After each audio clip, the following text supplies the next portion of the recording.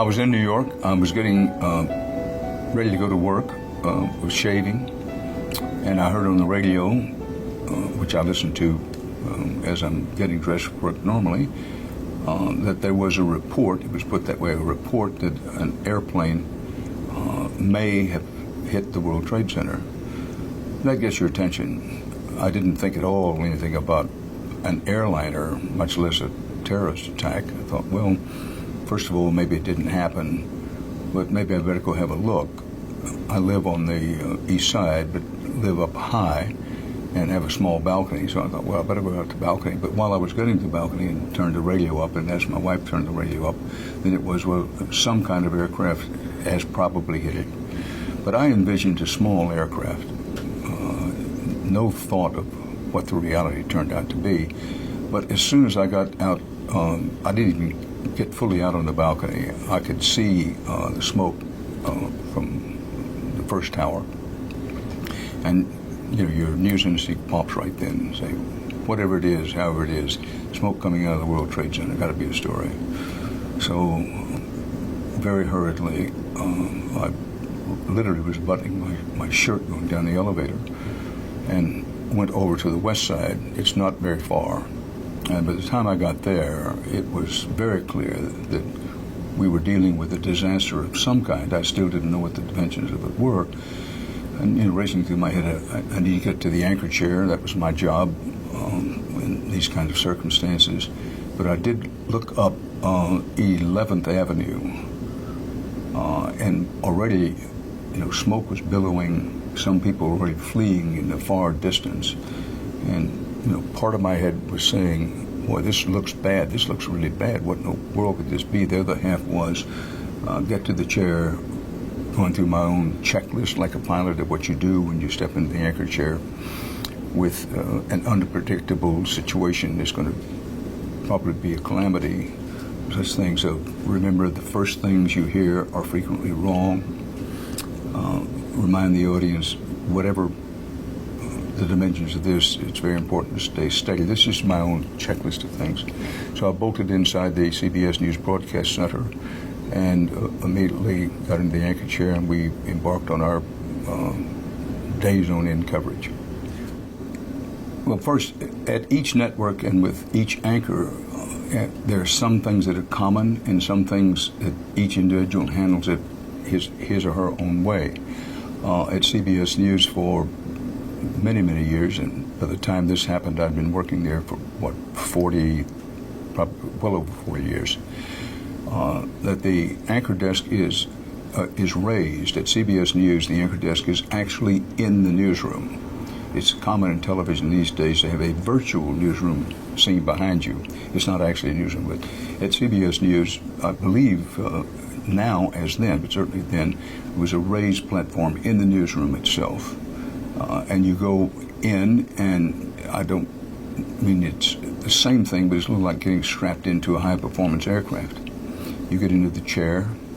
My own way of working live coverage, particularly if I thought it might be extended live coverage, put an earpiece in the left ear where you're going to be hearing things from the control room. That's where they control what pictures go in the air, the control room. And in the right ear, another earpiece, the two earpieces you put in very quickly. All this happens quickly, and particularly under the circumstances of 9/11. Developing story at this point, very early after the first plane hit, nobody knew exactly what had happened. It was confusion. It would be impossible to overstate the confusion factor. But in our small world of the anchor desk at CBS News, we knew what we were doing in terms of how we were going to get on the air. So an earpiece in each ear, one goes so you have contact with the control room that controls the pictures, the other to the editorial side, which is going to tell you what kind of information we're getting. There's a dugout off to my left. John Reed, who'd done this, we'd been to this rodeo many, many times. I don't mean to make light of it, but it's almost by instinct. He was already there, and he has voice contact with me in one ear, the control room has voice contact with you in the other ear. He also has the capacity from down below in the dugout to hand you a note. Note might be, don't forget to remind people how little we know. In the control room, they may be saying to you in one ear, we're going to go to pictures from, I don't know, the Bowery. And in the other ear, it may be the person in editorial control. In this instance, the president of CBS News himself took the editorial control pretty quickly. Might be saying that we still don't have very much information. We count on just carry us. Translation of that meaning, say what you got to say, but we don't have a whole lot of real hard information for you to say. So you get strapped in and say all this happens pretty quickly. I literally raced in, remembered to go to the men's room because if you had extended on-air coverage, that can be a problem. Made that quick stop, got buckled into the chair with earpieces, checked with John Reed, my longtime compadre down on the left, and you start talking. I know it strikes a lot of people as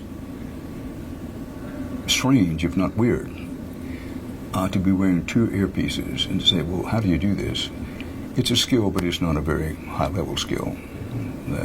And it was my own way of working. I can't speak for others. I know a little bit about how my competitors and friends at other networks work, but that's the way we'd work through election nights, through Challenger explosions, hurricanes, earthquakes, everything. And you do compartmentalize. It's a little hard to explain. You may say, well, how can you do that? Again, it's not all that difficult if you've done it for a very long time. That you can hear what the control room is saying in one ear, and sometimes somebody is talking to you simultaneously in the other ear. Not often, but sometimes. But you're trained, and let's face it, for a long time I had done this line of work. Part of your brain absorbs what's coming in left ear, some of your brain absorbs what's coming in right ear, and at the same time you can kind of glance at something downstairs, and at the same time, most importantly, keep contact with the audience through the camera. So in the mechanical ways of the craft, that's what we're doing. In terms of coverage of what was happening, that CBS News was at least then a true worldwide news gathering operation. There's a difference between being a news gathering operation and being a news packaging operation. Some news organizations then, more now, were simply packages of news that other people gathered by and large. But CBS News was a worldwide news gathering organization as well as packagers. And it's important to know that the ethos at CBS News, the code, if you will, was that every person employed at CBS News was expected to be able to be a reporter. From the janitor through cafeteria workers through security guards. This was the ethos of the place. Now, if someone is saying, well, I don't believe that, well, that was the ethos. It's not to say that everybody did it, but the point is that with something like this, the atmosphere, the inside aura was everybody on deck, everybody ready to do whatever is necessary, and everybody keep their eyes and ears open, everybody able to report. And the CBS News, we did what we call flood the zone.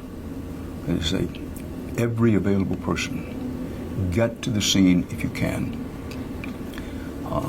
If you can't get to the scene, get as close to the scene as you can. And wherever you are, in Massachusetts, South Carolina, whatever, call in, touch base, be ready to help. In the early going, there was a dearth of information, a lot of confusion. Well, was it a small plane? Was it a big plane? That's first off in the very early going. No, it was a big plane. Was it a military plane and a commercial plane? All these things are happening fairly quickly. By the time the second building was hit, a picture began to form. This is no accident. I would say it wasn't widely believed it was an accident once it was determined that an airliner hit it. But there was always some question, not always, for a while there was some question, well, could it have been a stray airliner? No, it wasn't a stray airliner. But But these things just cascade. Rumor, innuendo, information. Oftentimes, as a reporter, the person talking to you, a fireman, a policeman, perhaps even a fire or police commander, is trying to give you what he or she believes to be reliable information. But, the code of the reporter's road is you trust your mother, but you cut the cards, which is a slang way of saying even if someone in authority is saying something, in particularly the early stages of this kind of calamity, he or she may be giving you the best they know. They may be convinced themselves that what they're telling you is true, but it either isn't true or parts of it are not true. So, the pace of coverage accelerated with a lot of speed. When I first got in the anchor chair, not a whole lot was known. Within 10 or 15 minutes, a lot more was believed to be known. And seemingly every nanosecond, but certainly every few minutes, new information came in, effort to check it out. And as the anchor person kept repeating to myself, remind the audience, tell them what we know, but just as important, and maybe more important, is tell them what we don't know. You don't want to be so redundant about it that people get tired of hearing, but you need to remind them, this is what you say to them. Folks, this is an unprecedented situation, the full dimensions of which we do not yet know. What we're going to try to do here as the minutes and hours go by is we're going to try to establish facts as best we can. Facts are very hard to establish in these circumstances. But we will tell you what we know, and we'll tell you what we don't know. We'll try to make that clear as you go through the coverage. Well, certainly you feel a responsibility to be, first of all, an honest broker of information, a reliable relayer of information. And I was taught to think of it and did think of it that is your role as being sort of presiding over the national hearth. Certainly from the time of the Kennedy assassination forward, that television in some of the country's most critical moments serves that function. National hearth. I always thought of it. This is the way one should think of oneself in the anchor chair. You want to be an honest broker of information. You want to be just reliable insofar as you can be, and understand that it's not about you. As you know, television is, particularly being on camera, is an extremely egocentric experience. And even on an ordinary day, one has to remind oneself, it's not about me. But in this kind of situation, no problem. It's not about me. It's not really about CBS News. This is about the country. This is about something bigger than all of us. And that was very apparent, not from the snap get-go, but fairly early on, that this is about the country. And that, I've felt that way before, but that day, I do remember he didn't have time to think about much else other than the story, because with a journalist, the story is everything. But I do specifically remember when I stepped up to that elevated place where the anchor chair was, of saying to myself, at least for once in my life, not in any self-serving, egocentric way, whatever the situation is, it looks really bad. But I've done this kind of work for a very long time. In some ways, without even intending to, I'm prepared. I've prepared myself for a lot of my professional life to do just this kind of thing. So step up and deliver. And the other was that in a time such as this, people are depending on you. Again, the metaphor may not stand up, but I'm tempted to say most men, many men, when you walk out of the house in the morning and that screen door hits your backside, you are saying to yourself, I have 3 other people depending on me, wife and 2 kids, 4 other people depending on me. It's that sense of, okay, I got to stand tall here, I got to go to work, got to make a living, they're depending on me.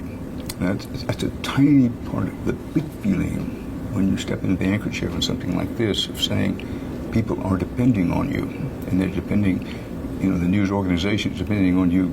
That's important, yes. But more importantly, the people tuning in are really depending on you. And so you strive to be at or near your best. It's not always possible to do so, but in a very personal way that was happening.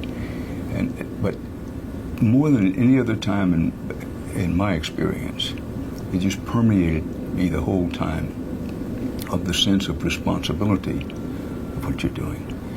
And Edward R. Murrow, who is not just a saint of electronic journalism, but the founding saint of electronic journalism, of whom I and almost everybody else at CBS News is a good student, one of his favorite words was steady. During his legendary broadcast from Great Britain during World War II, he pointed out that one of the favorite words of the British under great strain was steady, steady. And that went through my mind at the time. So there is a sense of responsibility. There's this sense of, okay, it's a crisis. Once it was explicitly and undeniably true, it was not only a crisis, but a calamity, a catastrophe. It was, people are gathering around the national hearth, which is the television set. We Americans pride ourselves on when the pressure's on, we try to be our best, individually and collectively. And we try to have that sense of responsibility all through the broadcast time. But I want to pause and say that we're talking about a specific piece, really, I won't say a tiny piece, but a small piece of the whole picture. That, we knew, everybody was aware from a fairly early time that a lot of people were dead.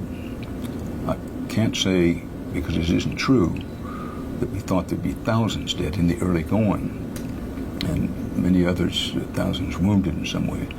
But anybody who's an experienced reporter has covered the police beat, has covered firehouses and fires, and knows what they do.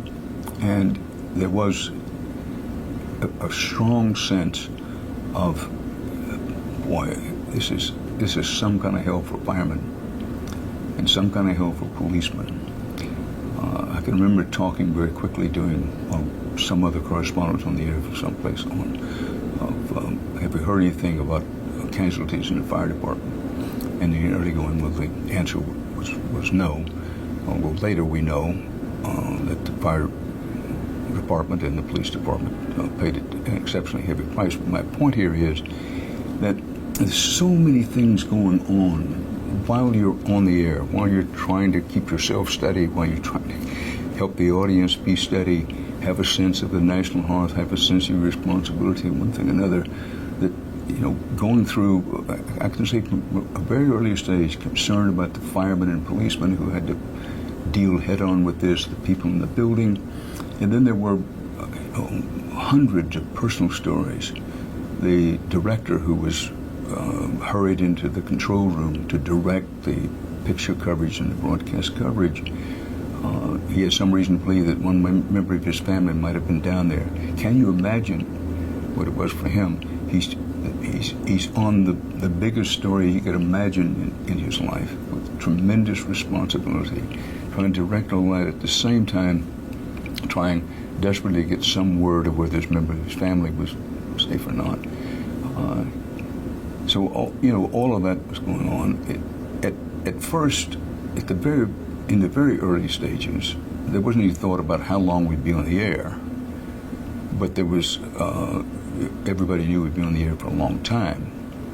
As the information, such as we had it, escalated, it was pretty clear from the beginning that we'd be on the air for the rest of the day, probably all night, and days on end after that, which of course turned out to be the case.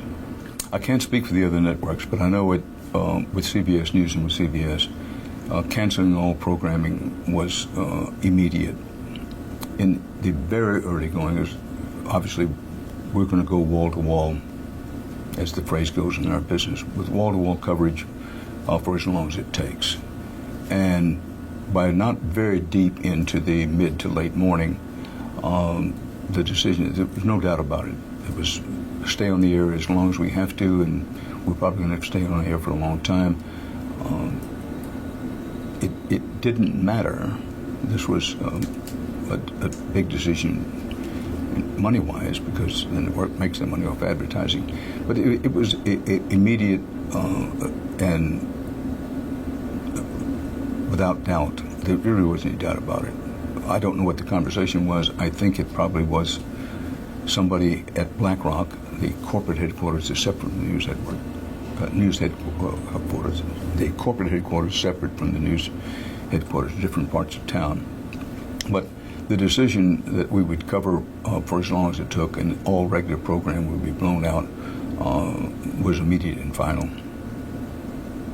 WCBS, which is an owned and operated local station in New York, owned and operated by CBS News, had a tower that went down. They were off the air for a while.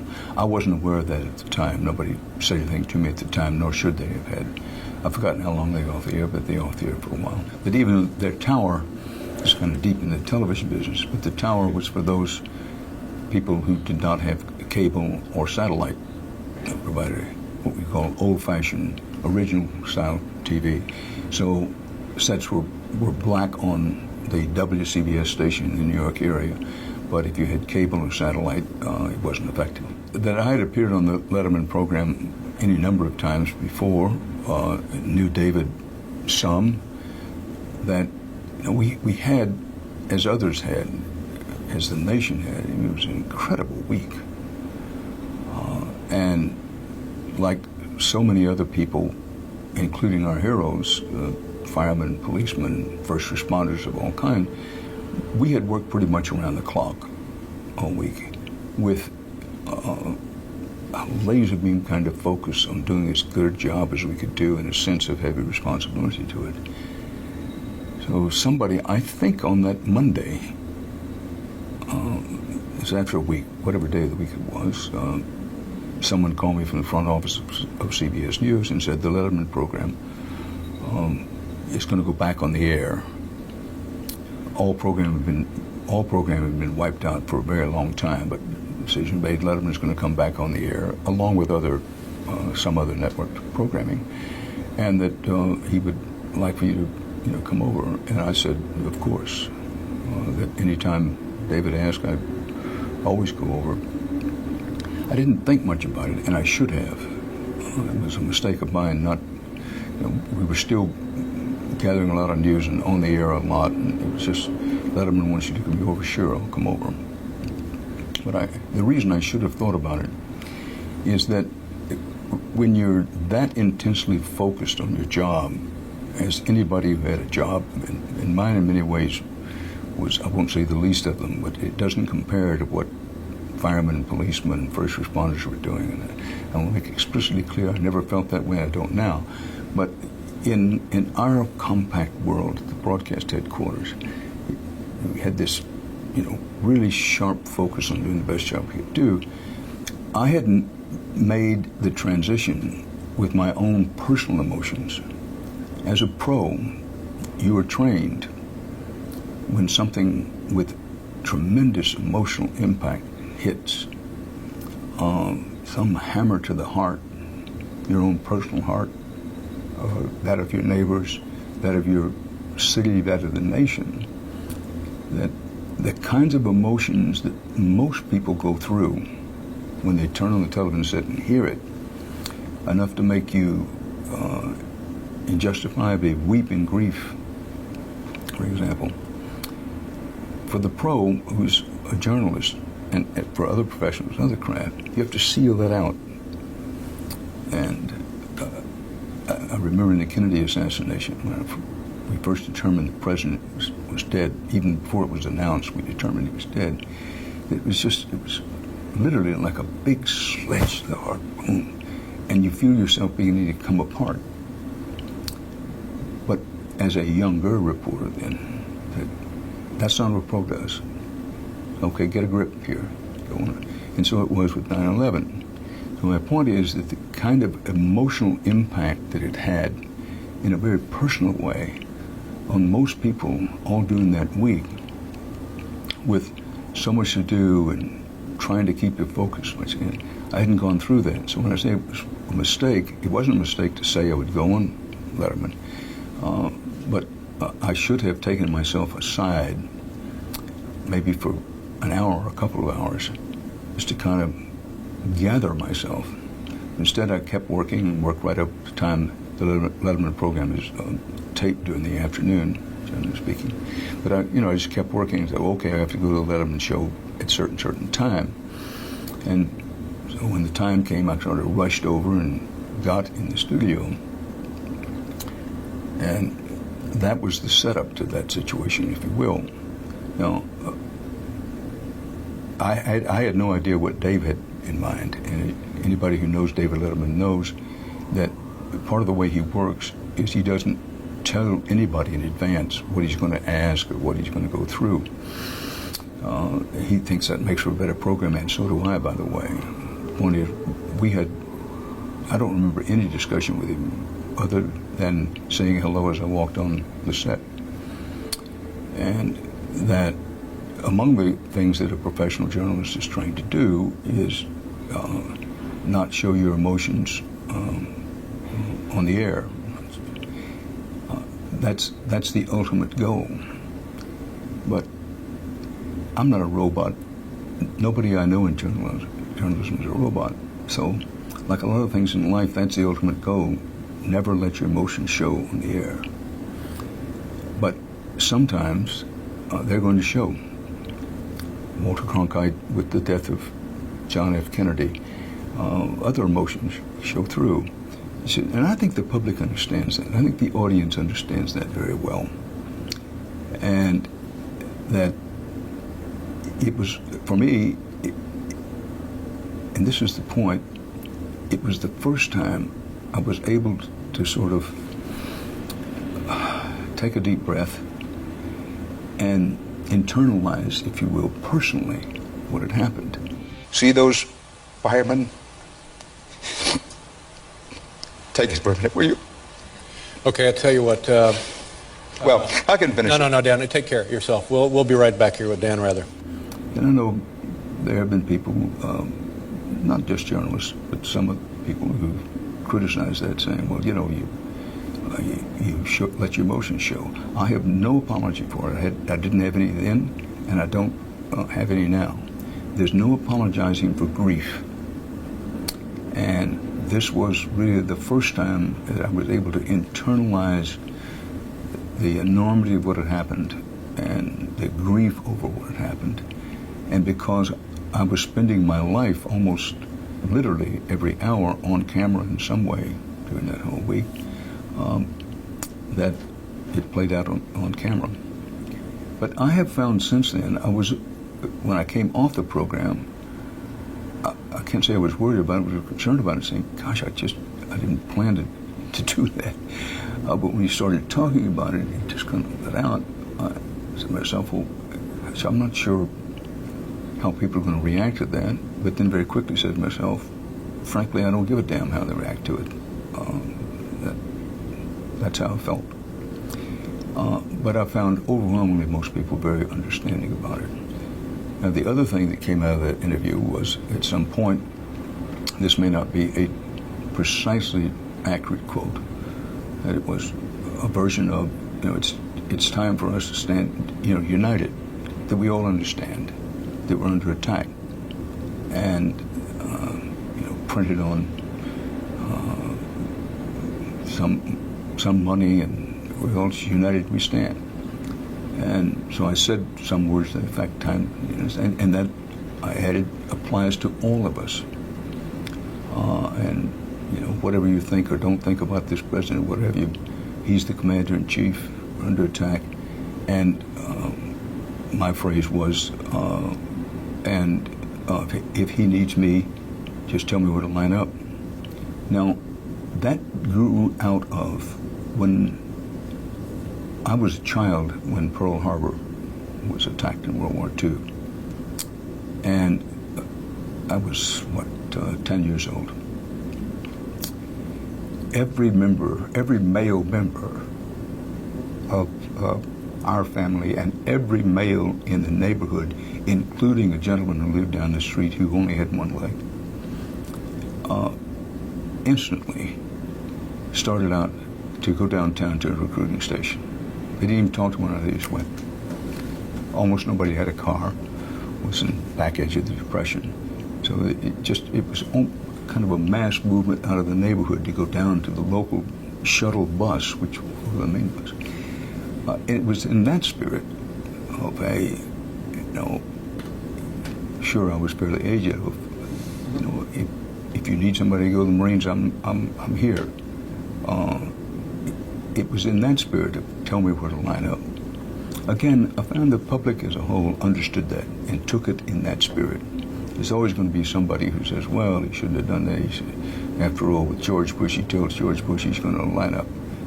Well, then and now, my attitude toward that is, you bet. With the country under attack, our president is not only head of government, but head of state. And if this or any other president needs me, under these circumstances, he's got me.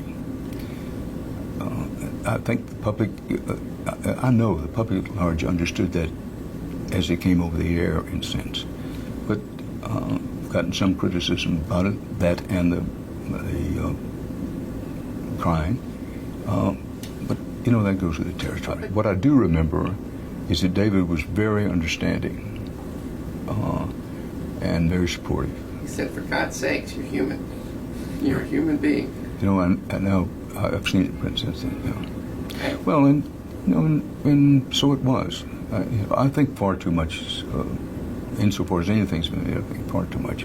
And Dave understood right away, and without exception, my peers and others at CBS News understood it right away. I think this is important to understand and to at least muse about a little, be thoughtful about, that an institution, an iconic figure such as David Letterman coming back on the air, the Yankees and the Mets resuming play, difficult, delicate decision to make when is the right time to do that. Nobody can do it with perfection.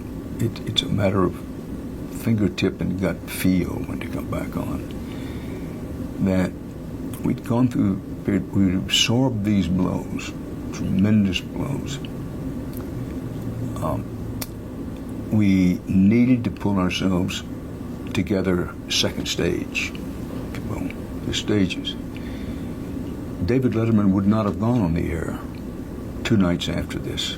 Even if the network had asked him, and they didn't, no thought was given to it, but even if they had, they wouldn't have gone on. But sort of feeling the time, if you will, to those who made the decision, I was not involved in the decision, that a David Letterman is to come back on the air. I have every reason to believe, and I think it's true, that there was some consultation with people in government and elected representatives. What do you think? But we needed to, as I say, move to the second stage, and then third stage, fourth stage, come out of it. Not unlike, and I want to be very sensitive in making this comparison, if your mother passes away, or your father or your brother, you're going to grieve. And for each individual person, the time of bereavement, you can't judge it. But as an individual, most of the time you know. It may be hours, it may be days, it may be a week. Say to yourself, listen, this is, and it's this way with 9/11. but on an individual basis, you say, someone very dear to you passes. This hurt is never going to go. This hurt is never going to go away. You see, so it will always be with me. I'll never forget it. But it's time to move on. It's like a hurt knee that it may be all right days on end, but anytime it rains, it begins to hurt. I'm a lifelong baseball fan. Of course, I remember the Yankees coming back and the Mets coming back. And didn't they handle it very well? Both teams handled it very well. And for those who are not New Yorkers, native or otherwise, it may be a little difficult to understand how important baseball is to so many people in this city. But all of this was part of, okay, let's get past the immediate grieving stage. Let's pull together. We got a lot of work to do, and we got a lot of fighting to do. So let's get things back as near to normal as they can be, and get on with that work. It's been said of Americans, and I believe it to be true. I know it to be true, that Americans are hard to herd and impossible to stampede. We have a lot of faults, as a nation, as a society, as a people. But we believe that of ourselves, and a lot of people around the world believe it. So we go through this grieving period. At the same time, we've got to pull out our dead from the debris, bury the dead, honor the dead, take care of the wounded, both psychologically and physically, mount our fighting abilities, our defense abilities, begin to rebuild. All of these things. But, this is a tremendously diverse country, ours. Over 300 million people. And a new thing in history, still an experimental thing in history. Can a multiracial, multi-religious, multi-ethnic conglomeration of people hold themselves together, stay united? Now, when the country started, most of the world said, impossible. Nobody's ever been able to do it. No. But we're still working this experiment. And I thought at the time, and I think even more so now, they spoke yards about the country. That when we needed it the most, didn't stampede. Really, whatever color, race, religion, pulled together. And in some ways, and it may seem odd to say it, it was a devastating time in terms of grieving. It was also a kind of magical time in pulling the country together. I've never seen New York before or since so as one.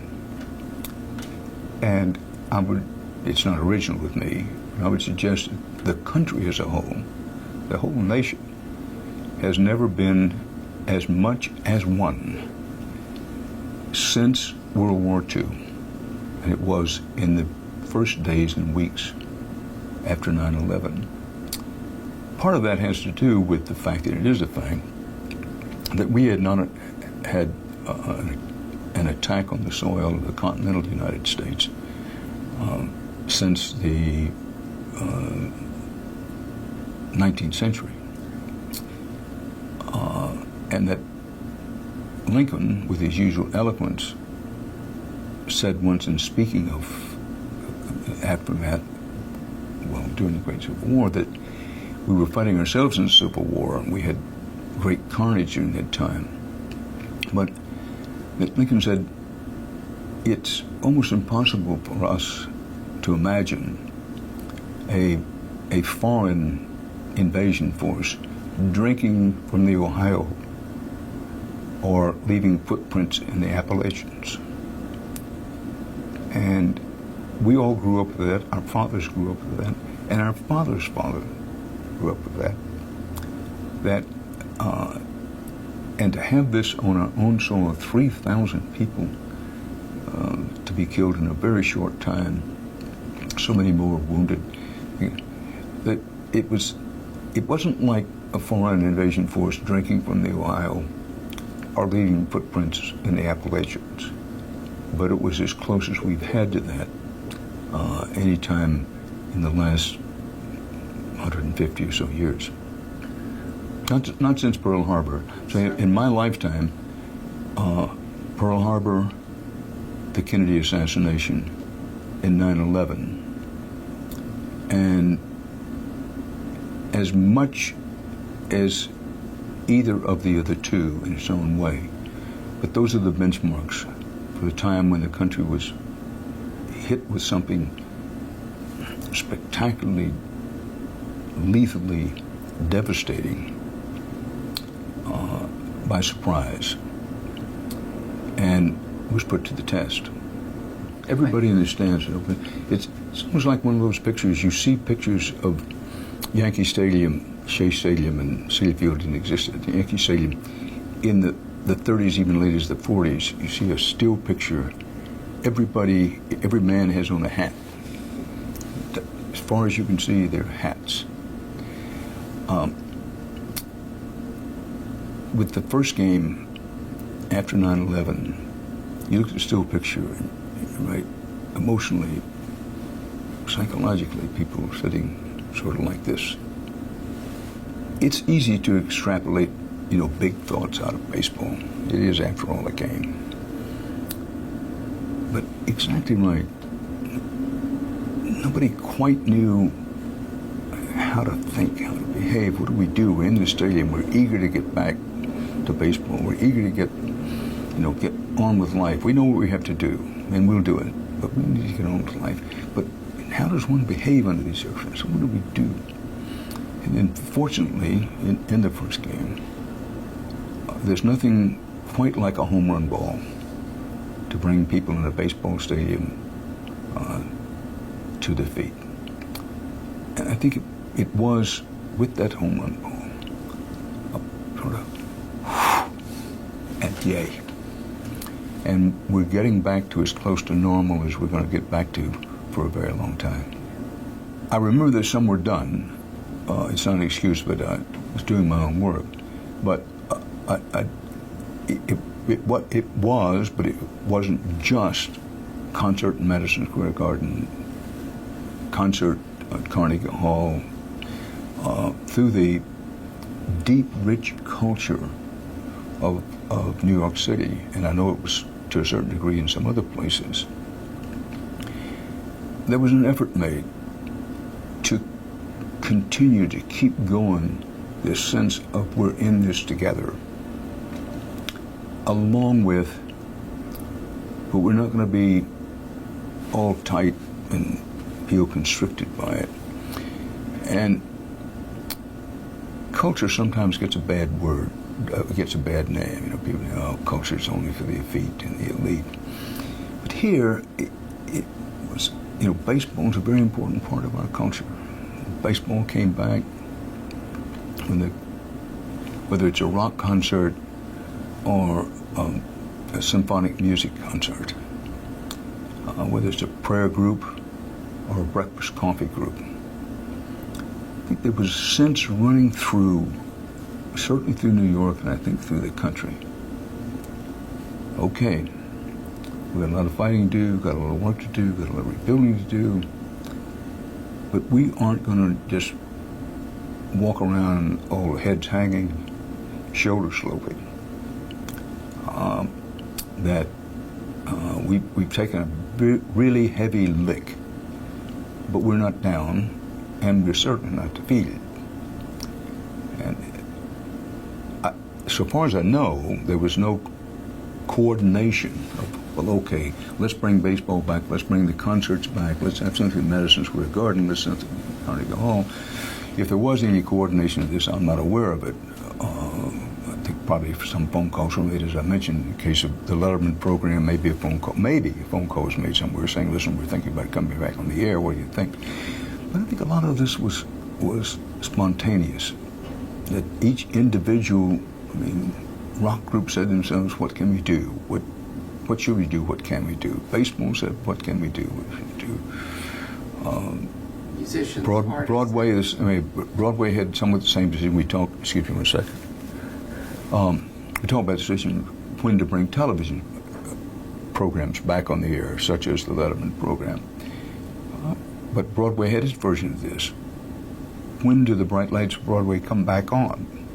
They're off, we went dark, went away. When do you bring them back on? There were a lot of individual and organizational decisions made. But, and I smile when I say this, a reminder, in a free society, it's not somebody in Washington saying, okay, get back with Broadway, get back with the baseball games, get back with the concerts. And in our United States of America, our beloved United States of America, a constitutional republic based on the principles of freedom and democracy, that's not the way we do it. Anyone who has even a passing knowledge of history knows that the test of societies, the test of nations, is do they, and if so, how well, do they hold themselves together under immense pressure and tension? That with the Kennedy assassination, there never was any question the vice president was going to become the president of the country.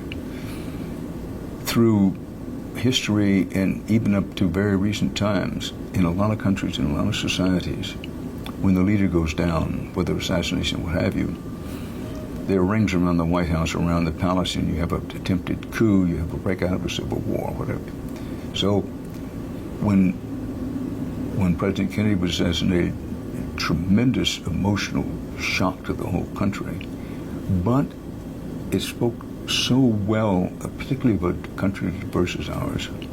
The transfer of power went off without a hitch, without question. Now with 9/11, immense pressure on the nation, on the society. A president who was elected in one of the closest elections in the history of the country, a lot of controversy. Keep in mind, this wasn't long after the 2000 election that this happened. But again, I think it spoke so well of the country as a whole that there wasn't any doubt. We've been attacked. One of the roles of the President of the United States is Commander-in-Chief. And whatever else I or anybody else might have thought of him before that moment, it was, okay, we look to him for leadership. Not just him, we look to him for leadership. History will judge how well or how poorly he handled that. The point is that, once again, under sudden, surprise, devastating, emotional and otherwise event, that the country came together. Wasn't any talk of